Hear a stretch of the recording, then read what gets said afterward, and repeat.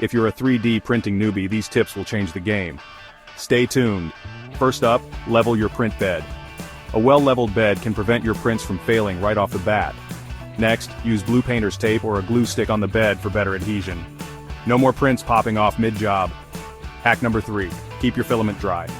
Moisture can mess with your prints, so store your filament in a sealed container with silica gel. And don't forget to calibrate your printer often. Regular calibration keeps your prints precise and looking sharp. Finally, experiment with different slicer settings. Small tweaks can make a huge difference in print quality. There you go. 5 hacks to make your 3D printing journey smooth and fun. Happy printing!